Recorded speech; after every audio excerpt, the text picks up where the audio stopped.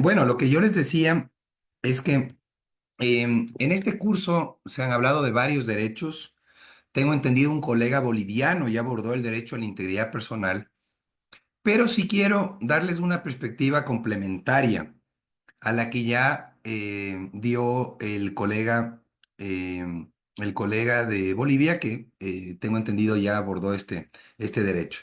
Y lo primero que creo que es importante explicar en esta jornada es la relación que tiene el fundamento de los derechos, que es la dignidad humana, con la integridad personal. ¿Sí? Ustedes saben que la dignidad es el fundamento de los derechos. Y obviamente la dignidad se relaciona mucho con la integridad. Y por eso es que desde las primeras sentencias de la Corte Interamericana de Derechos Humanos, miren por ejemplo esta del caso Castillo Páez, de 3 de noviembre de 1997, la Corte Interamericana tuvo la oportunidad de decir que cualquier infracción al artículo 5 de la Convención Americana que tutela la integridad personal debe considerarse claramente contraria al respeto debido a la dignidad inherente al ser humano. Es decir, ¿qué conlleva el afectar la integridad? El tratar de manera indigna al titular de ese derecho. ¿Sí?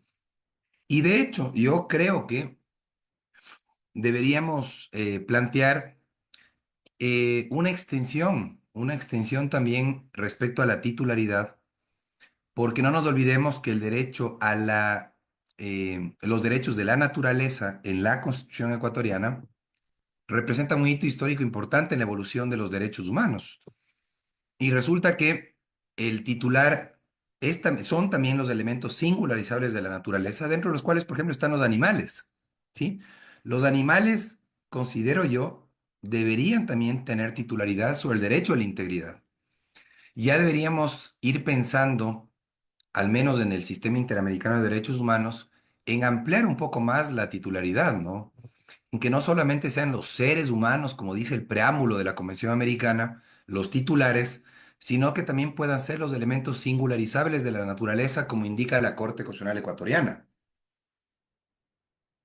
Entonces, sí creo que es importante hablar ahora de ya no solamente inclusive de la dignidad humana, sino de la dignidad que tienen otros seres vivos también que necesitan ser protegidos a través de los sistemas nacionales, constitucionales, los sistemas regionales y los sistemas universales de los derechos humanos. Entonces, esta relación de la integridad con la dignidad creo que tiene que plantear nuevos retos en el sentido de que la dignidad ya no solamente sea humana, la dignidad sea el fundamento de todo derecho, inclusive los famosos derechos de la naturaleza que ahora se reconocen en la Constitución ecuatoriana. Segunda reflexión que quiero hacer es preguntarnos si es que el derecho a la integridad personal es un derecho absoluto, ¿sí? Si es un derecho absoluto. Si es que el derecho a la integridad personal eh, se puede decir es de los pocos derechos absolutos, ¿sí? Y ahí quiero plantear una cuestión. Mucha gente piensa que el derecho a la vida es uno de los derechos absolutos y ustedes saben que no lo es. El derecho a la vida contempla una regulación en la cual la legítima defensa, por ejemplo, en la cual el uso de la fuerza puede derivar en una justificación y en un eximente de responsabilidad a quien atenta contra el derecho a la vida, ¿sí? No es un derecho absoluto el derecho a la vida. Definitivamente no lo es, porque se autoriza ciertas restricciones, se justifica el atentar contra el derecho a la vida cuando se trata de proteger la propia, por ejemplo. Entonces, definitivamente existe una discusión interesante respecto a eso. ¿A qué derechos son derechos absolutos? ¿sí? Y la discusión que les planteo ahora es preguntarnos si el derecho a la integridad personal es o no un derecho absoluto. Quisiera primero saber su opinión y después darles la opinión que tiene especialmente el Comité de Derechos Humanos de Naciones Unidas. A ver, por ahí veo a Lorena, Lorena Giler, perdón, no sé si pronuncié bien su apellido.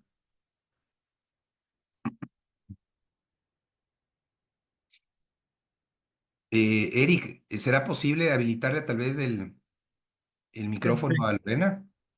Claro, efectivamente, estimada doctora Lorena, está la posibilidad de que pueda encender su micrófono activa.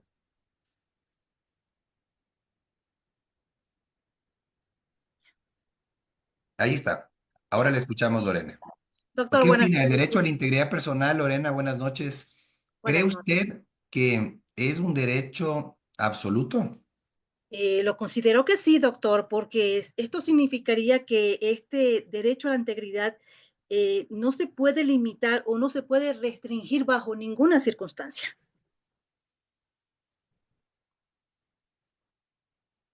¿Y qué opina del ejemplo clásico que ponen algunos colegas en sus textos, en el sentido de que el derecho a la integridad no debería ser absoluto al punto que si es que en un ejercicio de ponderación está el derecho a la vida de uno de los pasajeros de un avión, eh, y por otro lado el derecho a la integridad de un terrorista, se tiene que sacrificar el derecho a la integridad del terrorista para proteger el derecho a la vida, preservar la vida de los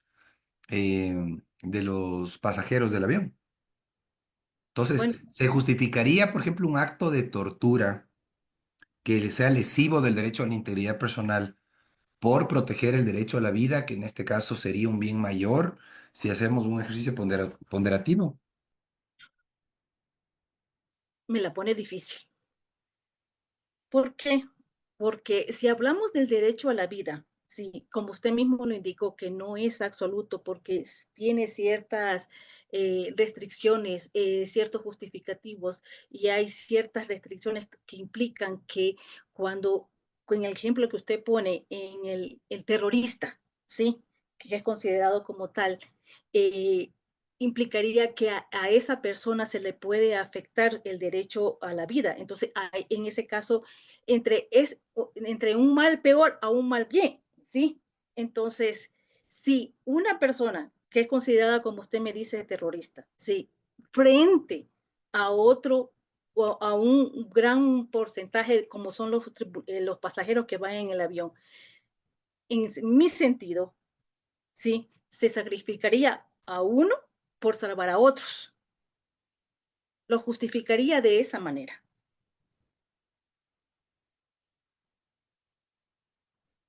Perfecto. Gracias, Lorena. Interesante. Entonces, el punto de vista de Lorena, que quisiera, se ha confrontado con el de, no sé si Jorge Macas, que lo veo por ahí también.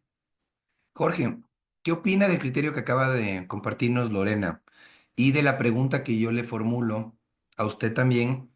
em, si es que considera que es un derecho absoluto el derecho a la integridad o si puede ser sacrificado en estas circunstancias. Porque Lorena, en pocas palabras, sí autoriza el sacrificio del derecho a la integridad, ¿no es cierto? Muy buenas noches, estimado doctor y compañeros. Yo coincido con Lorena porque el derecho a la dignidad es absoluto porque es fundamental precisamente para el derecho a la dignidad y está garantizado por instrumentos internacionales, como hemos visto el artículo 5 de la Declaración Universal de Derechos Humanos. Y en relación a que si se puede trastocar este derecho a la segunda pregunta, igualmente coincido en que sí, porque eh, hay prima el derecho de las demás personas frente a un infractor, porque esa persona no está obrando como debería obrar, entonces ahí viene el quiebre de su derecho.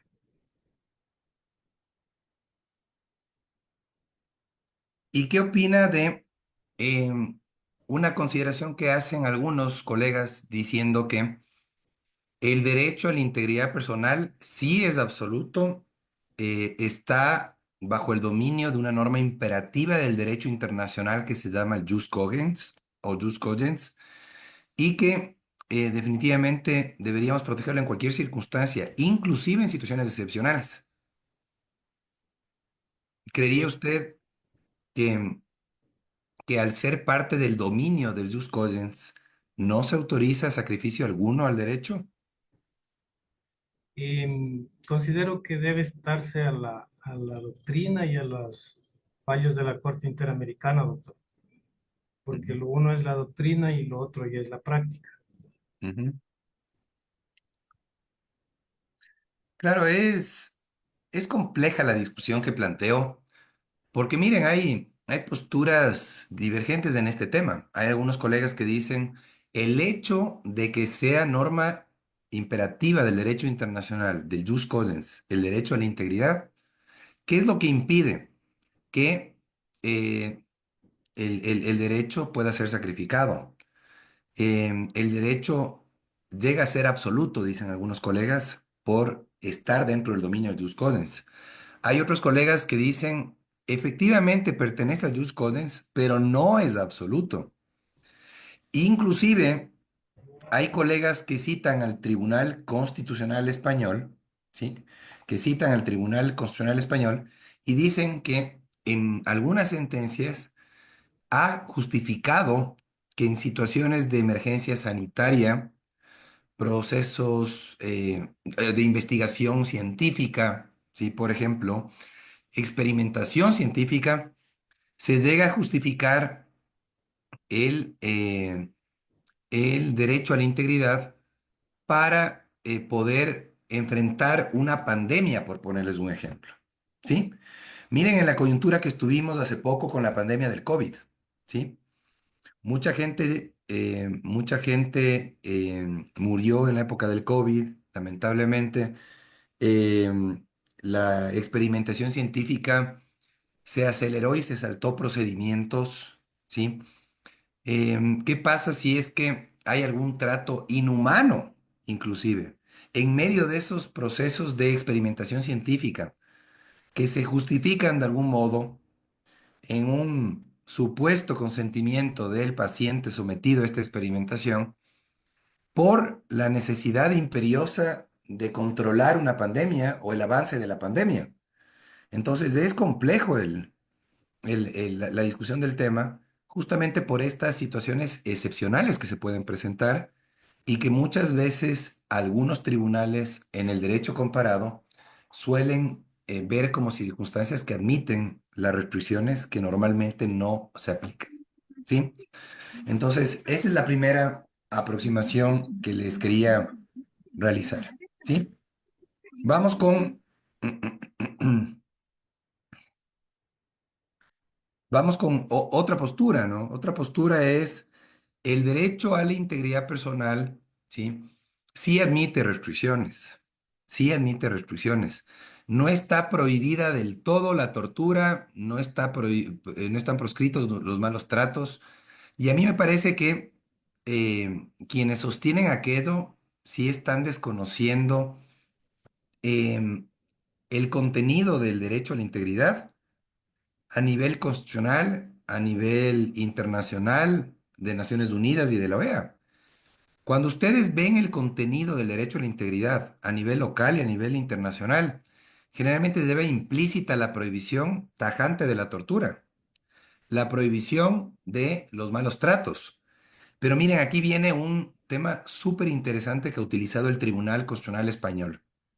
El Tribunal Constitucional Español dice que la justificación para romper con esta aparente prohibición absoluta de la tortura, de los malos tratos, puede estar justificada si se aplica un test de proporcionalidad con la suficiente carga argumentativa, con la suficiente carga argumentativa.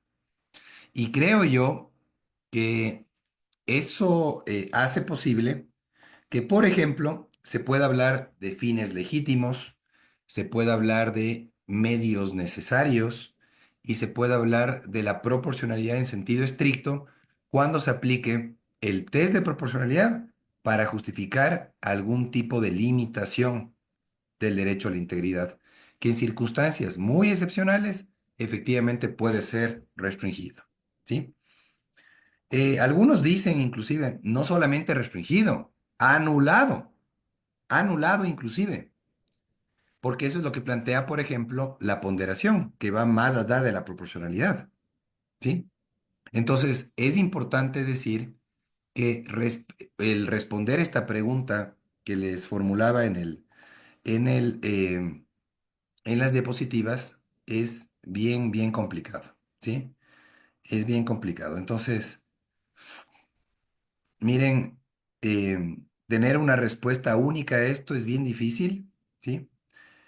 Y yo me atrevería a decir que la pregunta queda planteada para que cada uno de ustedes se forme el criterio propio y pueda llegar a la conclusión de si realmente es absoluto el derecho a a la integridad personal, si no tiene limitación alguna, o si puede justificar su restricción o su anulación inclusive bajo la aplicación del test de proporcionalidad, que es lo que ha pasado en el caso del Tribunal Constitucional Español en algunas sentencias. ¿Sí?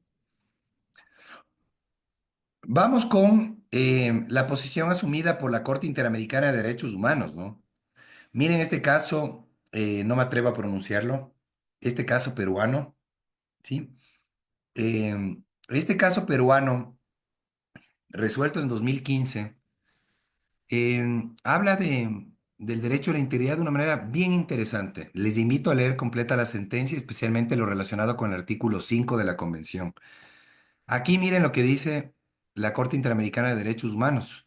La Convención Americana reconoce el derecho a la integridad personal, bien jurídico cuya protección encierra la finalidad principal de la prohibición imperativa de la tortura y penas o tratos crueles, inhumanos o degradantes, y este tribunal ha considerado de forma constante en su jurisprudencia que dicha prohibición pertenece hoy día al dominio del jus cogens, ¿sí?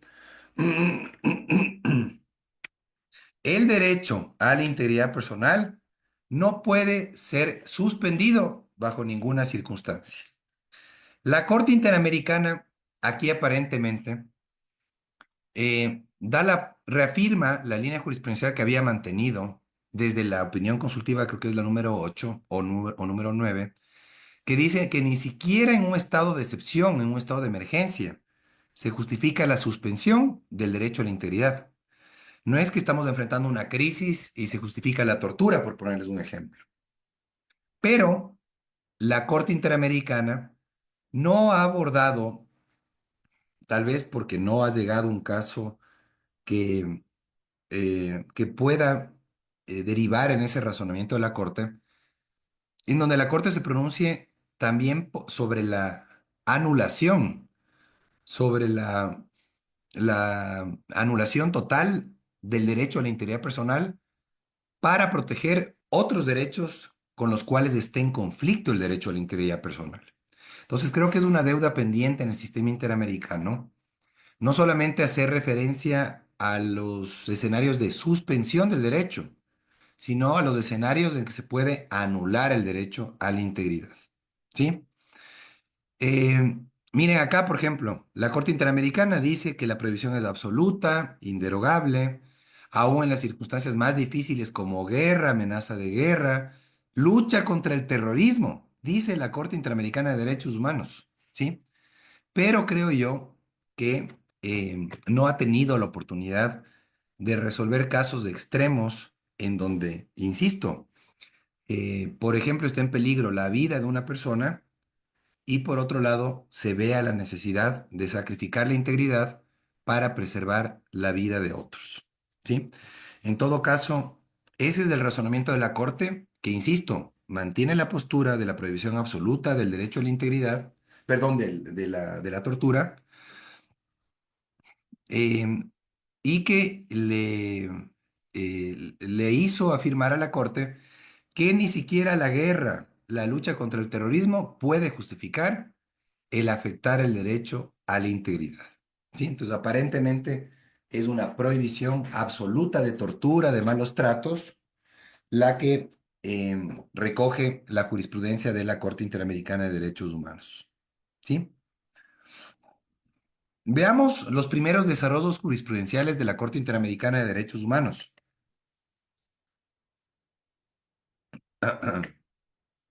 La sentencia, de las primeras sentencias de la Corte Interamericana de Derechos Humanos, en casos hondureños, la sentencia del caso Velázquez Rodríguez fue de las primeras sentencias en las que se definió al derecho a la integridad personal como un conjunto de condiciones físicas, psíquicas, morales, que le permiten al ser humano su existencia, ¿sí?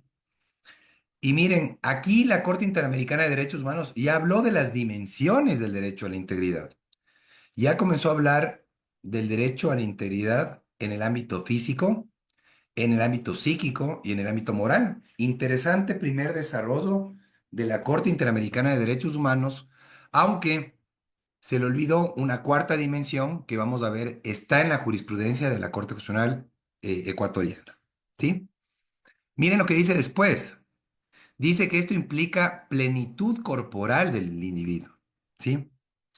Eh, Cualquier lesión al cuerpo, cualquier atentado, afectación al cuerpo, ¿sí? Sea destruyendo o sea causando una agresión, es decir, en mayor o menor medida, lesiona el derecho a la integridad física, nos dice aquí la Corte Interamericana de Derechos Humanos, ¿sí?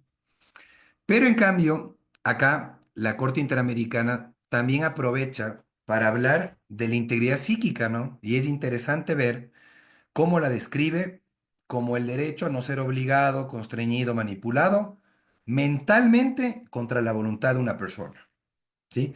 Explica la Corte Interamericana en qué consiste esta segunda dimensión de la integridad psíquica. Entonces, ven ustedes que al resolver casos de desapariciones forzadas, la Corte Interamericana de Derechos Humanos tuvo ya la oportunidad de explicar algunas de las dimensiones del derecho a la integridad en estos contextos.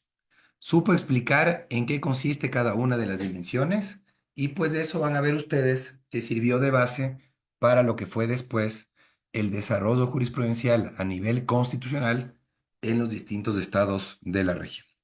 ¿Sí? Vamos a ver algo interesante. Quisiera que por favor me ayude Stanley Brito, si es tan gentil Stanley. Le Sí, voy correcto, a, tal. le voy a proyectar, por favor, la Convención contra la Tortura de Naciones Unidas, ¿sí? Y le voy a compartir también la Convención Interamericana para Prevenir y Sancionar la Tortura. Entonces quisiera que por favor usted me ayude eh, dando lectura, por favor, a estos artículos que le voy a proyectar, ¿sí? En el caso de la Convención de Naciones Unidas, desde el artículo 1, en el caso de la Convención Interamericana, desde el artículo 2, ¿sí? Le proyecto el artículo este momento.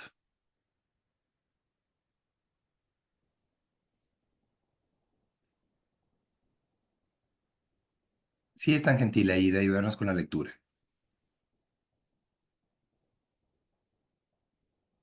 Artículo 1.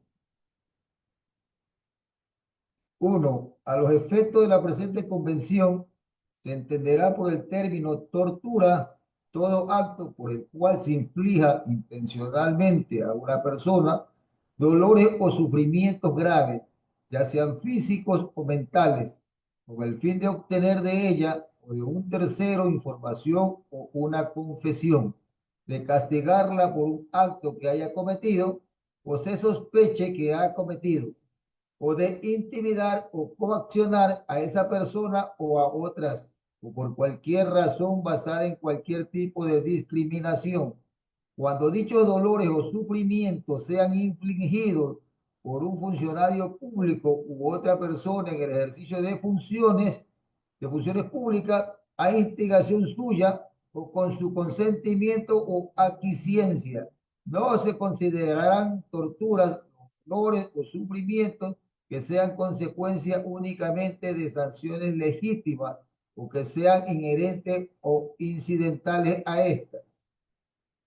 Dos, el presente artículo se entenderá sin perjuicio de cualquier instrumento internacional o legislación nacional que contenga o pueda contener disposiciones de mayor alcance.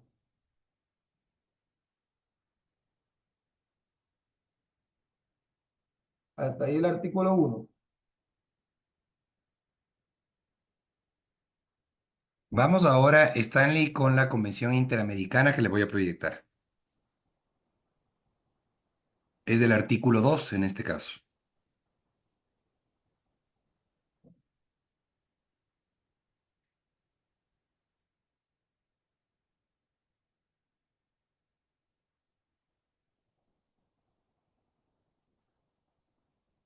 Artículo 2. Para los efectos de la presente convención, se entenderá por tortura todo acto realizado intencionalmente por el cual se inflijan a una persona penas o sufrimientos físicos o mentales con fines de investigación criminal, como medio intimidatorio, como castigo personal, como medida preventiva, como pena o con cualquier otro fin. Se entenderá también como tortura la aplicación sobre una persona de método tendiente a anular la personalidad de la víctima o a disminuir su capacidad física o mental, aunque no causen dolor físico o angustia psíquica. No estarán comprendidos en el concepto de torturas las penas o sufrimientos físicos o mentales que sean únicamente consecuencia de medidas legales o inherentes a estas, siempre que no incluyan la realización de los actos o la aplicación de los métodos a que se refiere el presente artículo. Perfecto. Partiendo de lo que acaba de leer Stanley, sí, yo, a ver, quisiera que alguien me explique qué diferencia ven entre las definiciones de tortura que constan en la Convención de Naciones Unidas y la Convención Interamericana en el marco de la OEA. Vamos verificando. Vamos verificando a ver si es que les voy a proyectar un pequeño cuadrito que más bien voy a ver, veamos. Aquí les voy a poner. Ajá. Déjenme, por favor. Ya, aquí está.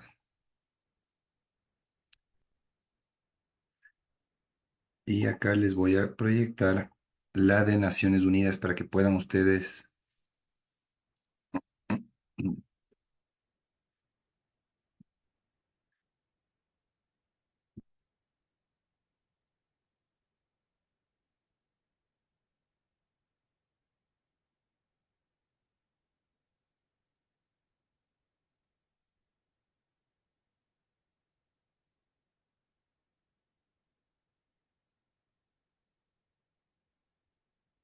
Listo. A ver, les voy a proyectar este momento para que lo podamos analizar.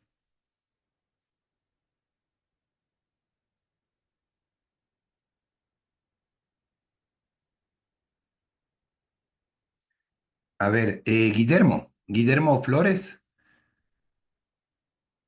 Escucho. Ya, Guillermo, le voy a proyectar nuevamente lo que acabó de leer su compañero Stanley. ¿Ya? Sí, A ver, vamos identificando primero si las dos convenciones hablan de un primer elemento configurante de la tortura que tenga que ver con la intención de. En ambos casos, ¿el primer elemento es el acto intencional o no? yo creo que sí. No es así me vienen a la mente varios ejemplos que tendría que utilizar porque por lo complicado del asunto, ¿no? Ujú. Por ejemplo, Claro, por ahí leí pero algo. finalmente, ¿usted qué considera, Guillermo, respecto a qué se entiende, cómo se interpreta acto intencional? ¿Qué actos cree usted que quisieron incluir y qué actos excluir más bien? Bueno, cualquier forma de abuso, que en Mm, primera instancia puede ser autoridad, en segunda instancia puede ser una condición de explotar algo de la víctima. Yo lo veo desde el punto de vista de que cuando fui agente fiscal del Ministerio Público, las quejas que teníamos de los particulares que se sentían sometidos a la tortura, generalmente iban vinculadas con un sentimiento de abuso, de la calidad de la persona, de una autoridad, y usted, todo el mundo lo sabe, ¿no? Todos esos aspectos.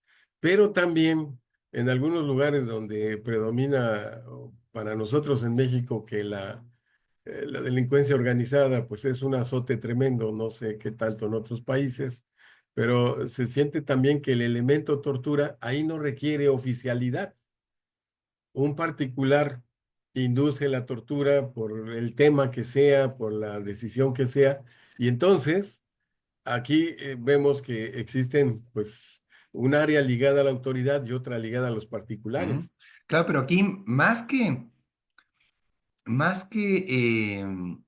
digamos, quién ejecuta el acto de tortura y quién puede ser responsabilizado si es una autoridad o si es un particular. La discusión está más enmarcada en este primer elemento en cuanto al el elemento ¿Motivo a la volitivo. motivación? Sí, y más que nada la intención de, exacto. Entonces le pongo un ejemplo. ¿Qué pasa si es que un privado de la libertad alega sufrir mucho mientras está cumpliendo su condena? ¿Sí? ¿Puede eso encuadrar dentro de la definición? Eh, bueno, es que ahí pasa como el concepto de víctima, ¿no? Tendríamos que analizar cuál es su concepto y cómo él está materializando el efecto de su situación, de No, estar, pero finalmente ese sufrimiento es la consecuencia de qué?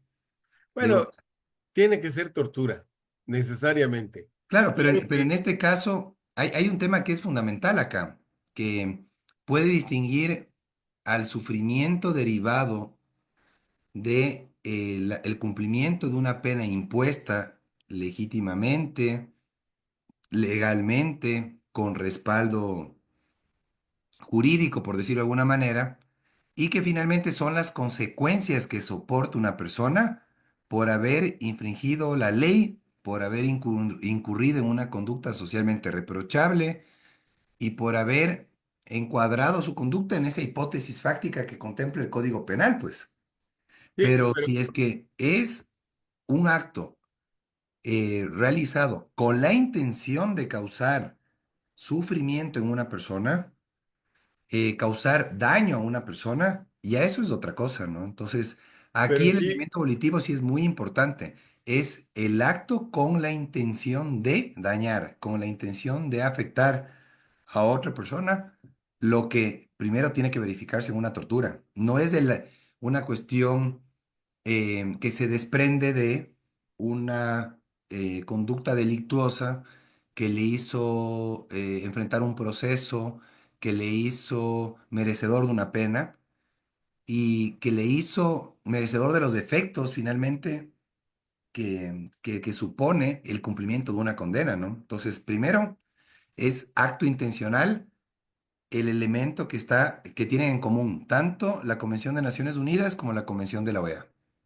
aquí yo consideraría aparte otro punto, ¿no?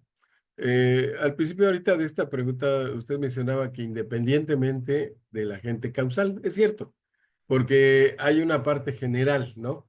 Entonces tendríamos que incurrir, por ejemplo, en las normas generales de salud, porque también es eso es importante, poder cuantificar el daño, la lesión, el impacto psicológico el aspecto de resistencia a una forma de sometimiento, como usted dice, del tipo que sea, pero es un sometimiento. Todo eso, combinándolo en su conjunto, pues sí, sí requiere intencionalidad.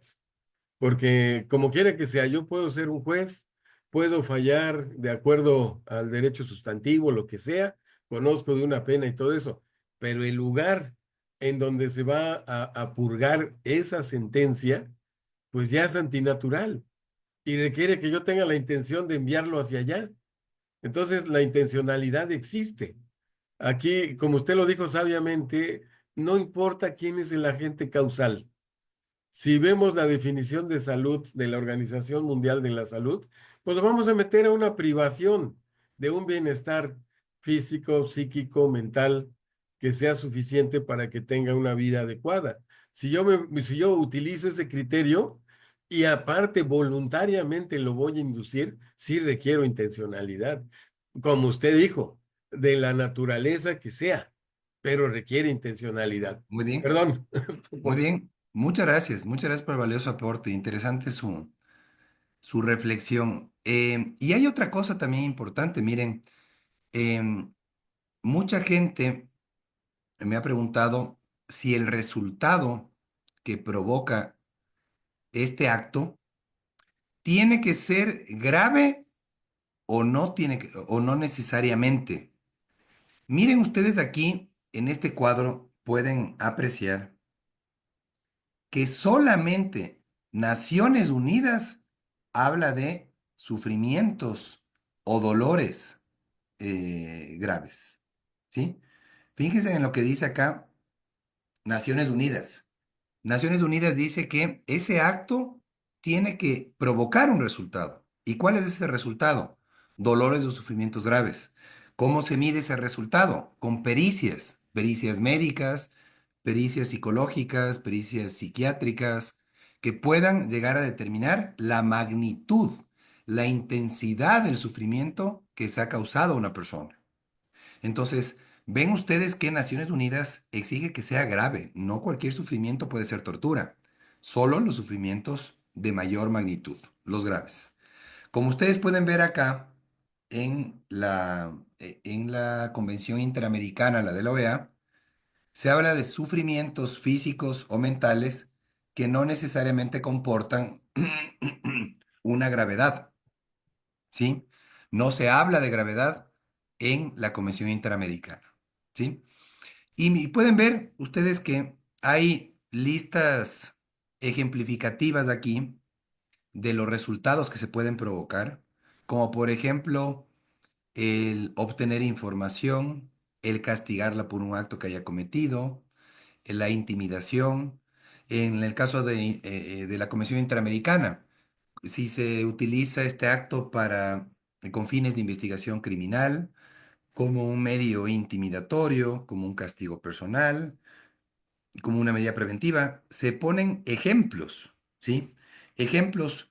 ¿Y por qué reitero ejemplos? Porque no son listas taxativas, no son las únicas situaciones que configuran tortura, porque aquí se abre la cláusula hacia otras situaciones que no están mencionadas en este artículo. O cuando miren ustedes aquí la expresión o con cualquier otro fin. O con cualquier otro fin. Entonces pueden ver ustedes, ¿sí?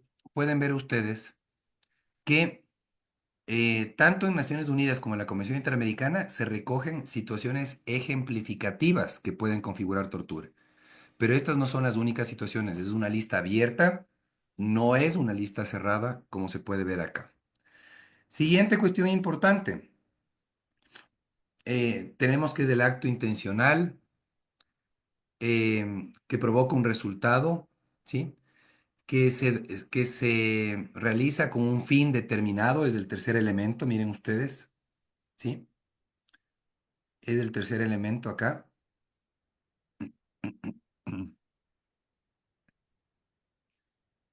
Es el tercer elemento que se realice con un fin, pero la Convención Interamericana va más allá de la Convención de Naciones Unidas, cuando dice que también no debemos olvidar que es tortura aplicar a una persona métodos tendientes a anular la personalidad de la víctima, a disminuir su capacidad, aunque no causen dolor físico o angustia psíquica. ¿Sí? Entonces, aquí está el elemento diferenciador entre los dos. Aquí está el elemento diferenciador entre los dos. Como ustedes pueden ver, la tortura definida en la Convención Interamericana es mucho más amplia de la de Naciones Unidas. ¿Sí? La tortura, la definición de tortura de la OEA, de la Convención Interamericana, es más amplia de la Convención de la ONU. ¿Sí? Ahora, yo pregunto al foro, ¿consideran ustedes equivalentes los conceptos de tortura y malos tratos? ¿O tratos crueles, inhumanos o degradantes? ¿O hay una diferencia entre tortura y malos tratos?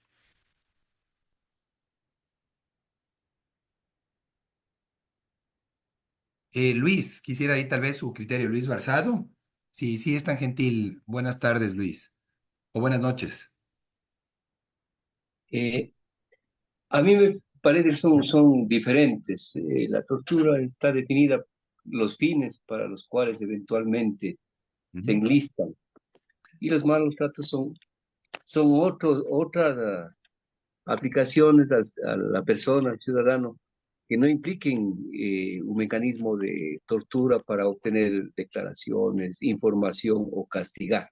ujú. Un maltrato es mucho más amplio, más general que la tortura en los términos del articulado que hemos revisado en en el artículo anterior con usted. Ese Ajá, sería muy mi bien, concepto. Son muy diferentes. bien.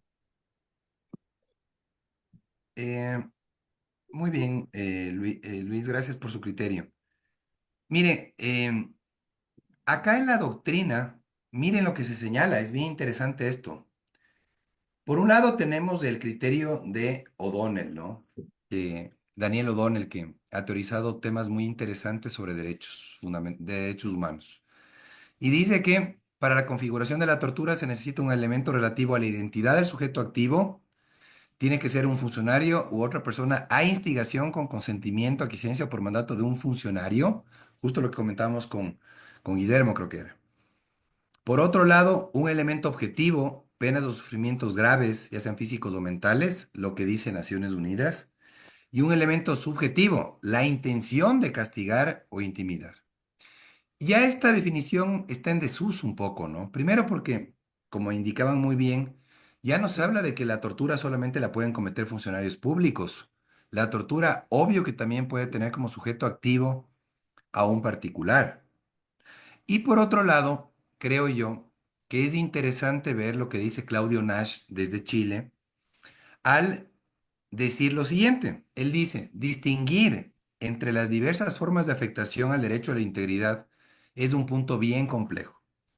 Si bien hay diferentes tratamientos normativos, las prácticas de los órganos de control se han pronunciado muchas veces por no hacer la distinción y tratar el tema como una afectada eh, indiferencia del derecho a la integridad personal. Es decir, él dice, miren, organismos internacionales han optado por no diferenciar entre tortura y malos tratos, así que es una postura también válida. Sin embargo, ¿qué es lo que ha dicho la Corte Interamericana en ciertos casos? Que hay un elemento diferenciador entre tortura y malos tratos, y es la intensidad del sufrimiento. Lo ratifica Diego Rodríguez y Claudia Martin en American University, inclusive en un manual muy interesante que ellos tienen sobre la tortura, cuando dicen si hay una diferencia. Y en la jurisprudencia de la Corte Interamericana se ha hecho esa diferencia. En ciertos casos se dice que la tortura es mucho más intensa en cuanto al sufrimiento que provoca de la que puede provocar un maltrato. Y por eso es que la Corte Interamericana de Derechos Humanos ha señalado que uno de los criterios que se puede tener en cuenta es, desde el punto de vista probatorio, qué tanto sufrió la víctima, ¿sí? ¿Qué tipo de prueba nos puede indicar qué tan grave fue la afectación que sufrió desde el punto de vista psiquiátrico, psicológico, médico, y obviamente eso se determina a través de un informe pericial, ¿no? Que tiene que ser sustentado, que tiene que ser objeto de algún interrogatorio por parte de los sujetos procesales que pueden llegar a concluir si es intensa o si no fue intensa la afectación y si lo ubicamos como tortura o como un simple maltrato. Pero también la Corte Interamericana de Derechos Humanos ha dicho que la suma de malos tratos puede configurar tortura. Lo dijo al resolver un caso ecuatoriano de hace varios años, que es el caso de Daniel Tibi, ¿no? Ahí la Corte Interamericana dijo, en este caso, hay una cadena de malos tratos que han llegado a configurar tortura por su repetición continua, ¿sí? Entonces, hay una interesante línea jurisprudencial en la Corte Interamericana de Derechos Humanos sobre esta situación que les acabo de señalar, ¿no? Es una muy interesante discusión la que se da sobre la distinción entre la tortura y malos tratos, y yo estoy convencido de que el segundo elemento, que es el resultado, la intensidad del sufrimiento, la gravedad del sufrimiento, es lo que determina si es tortura o si es un maltrato. ¿Sí? Veamos qué es lo que ha dicho la jurisprudencia de la Corte Constitucional. ¿Sí?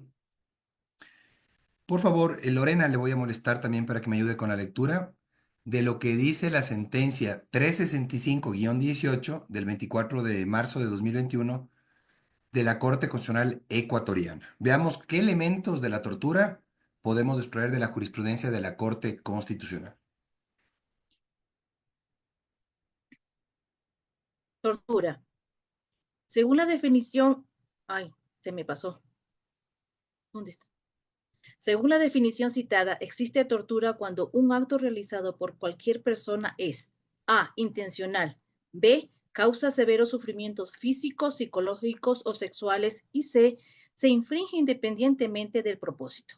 Esto quiere decir que los propósitos a los que se hace referencia en esta definición son ejemplificativos, puesto que podrían existir otros por los cuales se vea comprometida la integridad personal. Como ustedes pueden ver, la Corte Constitucional Ecuatoriana, ¿qué es lo que está haciendo? Está tomando como referencia las convenciones internacionales, las que proyectamos hace un momento, ¿no? Está coincidiendo tanto con la Convención de Naciones Unidas como con la Convención Interamericana en que se debe tratar de un acto intencional como primer elemento. Luego de eso, miren lo que dice la Corte la Corte Constitucional, causa severos sufrimientos físicos, psicológicos o sexuales.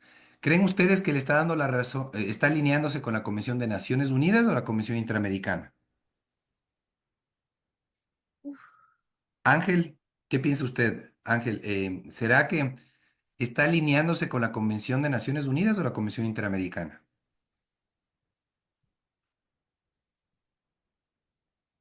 Ángel Gualán,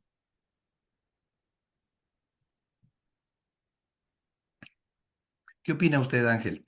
Em, Usted desde su experticia, ¿cree que en este caso la Corte Constitucional se alinea con la definición de Naciones Unidas o la definición de la Convención Interamericana?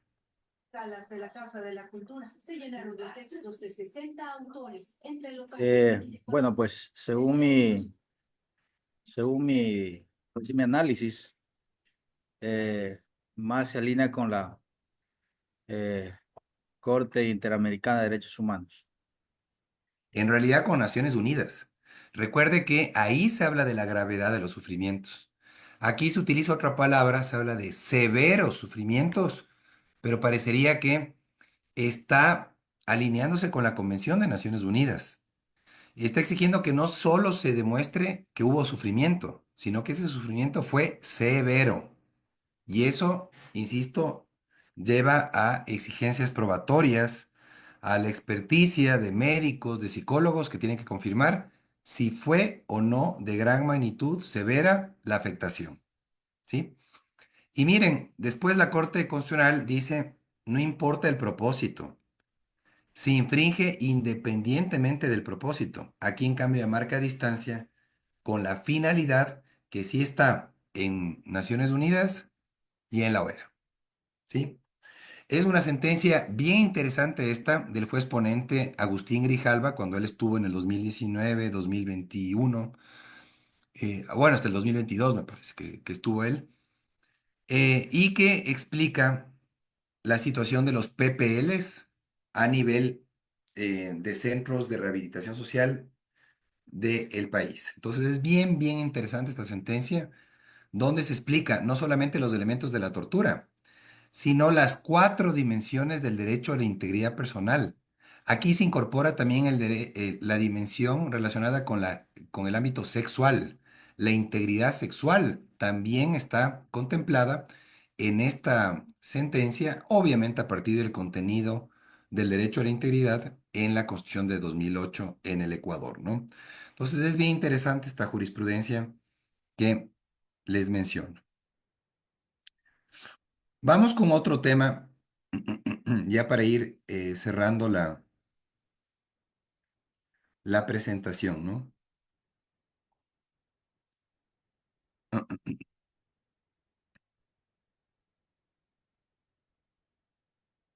En esta sentencia de la Corte Constitucional, miren la Corte lo que ha hecho. Decir que lo que tradicionalmente se creía que la integridad tenía una dimensión física, psíquica o psicológica y moral, y hasta ahí llegaba, es proteger de manera incompleta el derecho a la integridad personal. Y miren aquí la cuarta dimensión explicada por la Corte Constitucional, que es la integridad sexual. Dice que comprende la protección de la autonomía de cada persona respecto a su corporalidad, a su genitalidad y al consentimiento en la participación de actos sexuales o con connotación sexual. ¿Sí? Entonces, si es que hay actos con connotación sexual en contra de la voluntad de la persona, obviamente se está atentando contra esta dimensión de la integridad sexual, ¿no? Entonces, muy interesante es ver que a nivel de la Corte Constitucional ecuatoriana se ha incorporado ya una nueva dimensión que está explicada acá, y obviamente eso también porque esta nueva dimensión también está contemplada en la Constitución ecuatoriana del 2008, ¿no? Una interesante evolución de las dimensiones del derecho a la integridad que hace que no solamente esté cubierta las tres tradicionales, ¿no? La física, la psíquica, la moral, sino también la sexual, ¿sí? Y para ir cerrando, colegas, creo que es importante que ustedes, siempre que preparen un alegato de habeas corpus, particularmente de un habeas corpus correctivo que tiene que ver con la violación del derecho a la integridad, tomen en cuenta que el Comité de Derechos Humanos de Naciones Unidas, ¿sí?, ha desarrollado interesantes criterios sobre la relación que existe entre la libertad y la seguridad personales, ¿sí? La libertad y la seguridad personales. Antes se utilizaba mucho en Naciones Unidas la expresión seguridad personal, casi que como equivalente del derecho a la integridad personal, ¿no? Entonces, les recomiendo que revisen la Observación General número 35, por ejemplo, del Comité de Derechos Humanos de Naciones Unidas. También les recomiendo que revisen la Observación General número 20, que habla de la prohibición de la tortura y la prohibición de tratos o penas crueles, ¿sí? Revisen esas observaciones porque son bien interesantes. Ya tienen sus años, pero son bien interesantes. A nivel de la Corte Interamericana de Derechos Humanos, para mí hay muchos casos, obviamente, sobre el derecho a la integridad. Hay casos ecuatorianos como los que les mencioné, el caso de Daniel Tibi, el caso de Suárez Rosero, de los antiguos, ¿sí? Y hay casos más recientes, ¿no? por ejemplo, el caso de Guzmán Albarracín, bien interesantes, pero yo sí les puedo recomendar en particular un caso boliviano, el caso IB, es un hombre protegido, del 30 de noviembre de 2016. También le recomiendo el caso Uscul Pivaral versus Guatemala. El caso Velázquez País también contra Guatemala, porque creo que estos casos guatemaltecos son especialmente ilustrativos en cuanto a la integridad personal. Les recomiendo estos tres casos en particular. Y en relación a la Corte Constitucional Ecuatoriana, les recomiendo esta lista de sentencias. Una sobre prisión preventiva de personas con enfermedad mental, súper recomendada, la sentencia 718. Una sobre la integridad personal de las personas privadas de la libertad, que es la que proyectamos hace un ratito, la de Agustín Grijalva, muy buena. La 365-18. Una muy interesante, muy interesante, respecto al tratamiento preferente y especializado que debe recibir una persona privada de la libertad, ¿sí? Que es la sentencia 116-12. Una muy interesante, le recomiendo particularmente esta, sobre las personas en situación de movilidad humana retenidas en el aeropuerto de Quito. Muy interesante esta sentencia 1214-18. Y la última, la 112-14, que establece parámetros sobre la protección de los derechos a la integridad personal de personas indígenas. Muy, muy interesante esta sentencia de la Corte Constitucional respecto a la afectación que pueden sufrir las personas indígenas en su integridad. ¿Sí? Y adicionalmente, les quería recomendar el cuadernillo jurisprudencial de la Corte Interamericana de Derechos Humanos. ¿Sí? El cuadernillo jurisprudencial.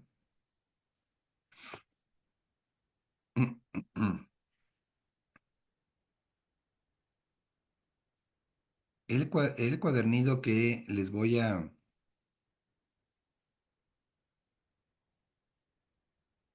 mencionar es el cuadernillo número 10, ¿sí? Es el cuadernillo número 10. Les voy a proyectar para que lo puedan descargar, ¿no?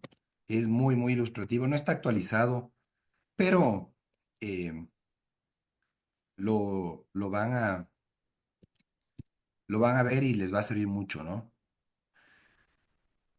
Miren, es este cuadernillo. Este documento es súper ilustrativo porque compila jurisprudencia de la Corte Interamericana sobre la integridad personal. Es este. Es del número 10. Es del número 10. ¿Sí? Miren, aquí están los elementos de la tortura. ¿Sí? También pueden ubicar aquí el tipo de reparaciones que se pueden reconocer o dictar en el marco de la violación del derecho a la integridad personal.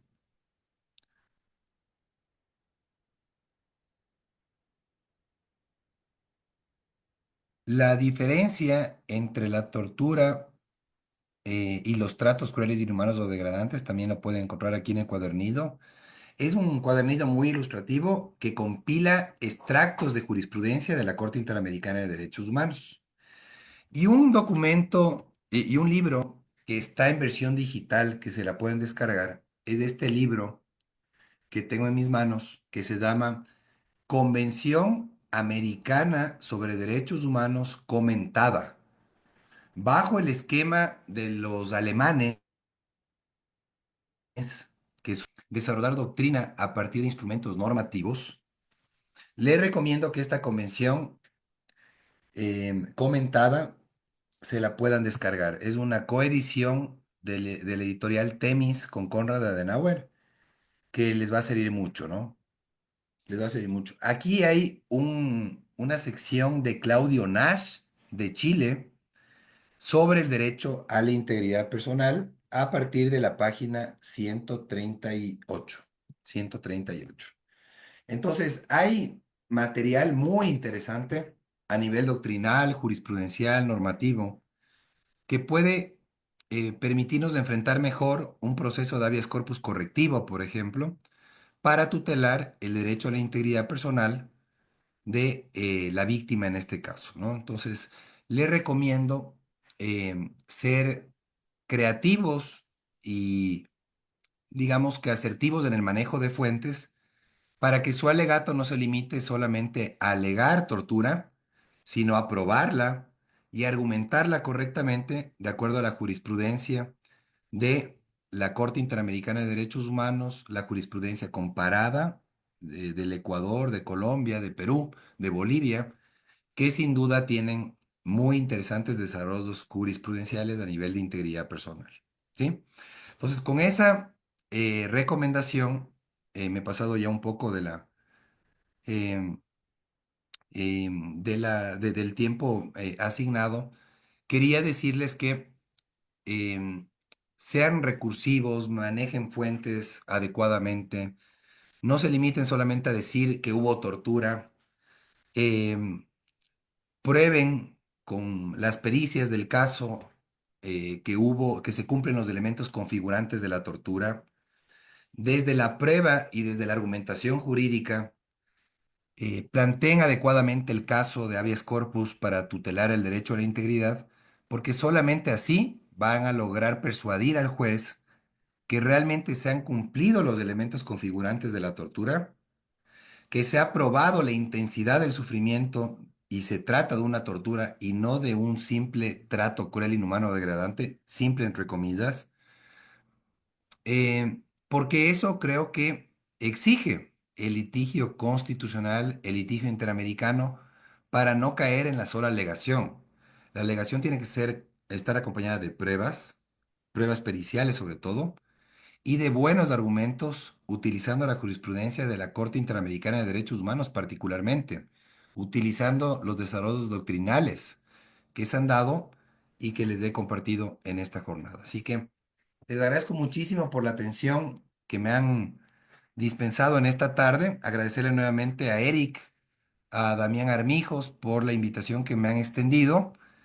Y pues si es que hay alguna pregunta, algún comentario, pues también estoy presto a absolverlo en esta parte de la jornada. Muchísimas gracias por la atención.